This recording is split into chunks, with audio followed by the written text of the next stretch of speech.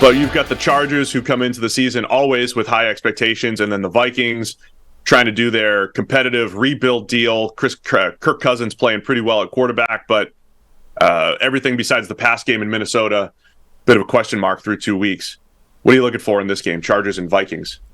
The Minnesota Vikings currently have by far the highest blitz rate in the NFL. So that I think is going to be an interesting thing to look at. Like, they don't have a particularly good defense. Brian Flores goes with that aggressive type of team, that type of approach. I don't know. They're also using that sort of 3 safety look that a few teams are dabbling with now, that kind of 3-5 look, but the 5 is 3 safeties, not the way it usually deploys in the NFL. So how that whole defense, Brian Flores and that system goes up against Kellen Moore and Justin Herbert and this Chargers offense is, to me, the biggest thing to watch in this game. For me, it's the Chargers. Can they get pressure every single week? Khalil Mack still disappointed that he has not been able to bounce back. The Chargers defense, third time I'll cite this on the podcast this week, averaging over 10 yards per attempt against that defense, opposing quarterbacks. So the way Kirk Cousins is playing, he took an absolute beating against the Eagles the other night, still kept ticking with Justin Jefferson, with Jordan Addison. Yeah, I mean, even if the Chargers get pressure, you're still not having a huge effect on Minnesota's pass game. So unless something changes for the Chargers, there could be a lot of success here for the Minnesota pass game, the way they're playing. TJ Hawkinson, right? They have built it in a way where you can have games where Justin Jefferson goes off. You can have games where you have Jordan Addison, you have TJ Hawkinson, you have these other options. Minnesota traded for Cam Akers, basically for the conditional, almost nothing this week. So Minnesota's run game, which has been non-existent through 2 weeks, I'm sure they'll try to run a little bit, but it still comes down to they're moving the ball through the air. They'll have opportunities there.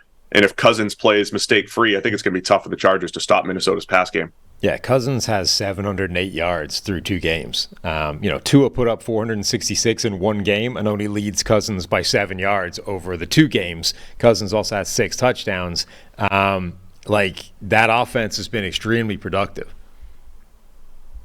Yeah, so I think that's that side of the ball. I think the Chargers offense, it's another, maybe my weekly prediction. The Chargers offense is going to click, man. They ran the ball really well in week 1 against Miami.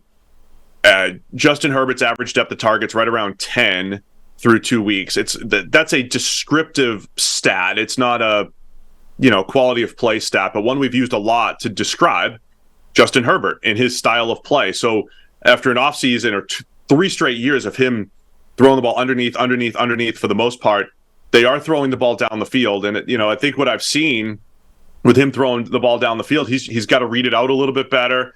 He's got to take the right chances. There were a couple big plays that they were able to flip the field last week with Keenan Allen down the field. I think they're going to start hitting a few more of those per game. Watch out, Quentin Johnston. They're going to start using him a little bit more vertically.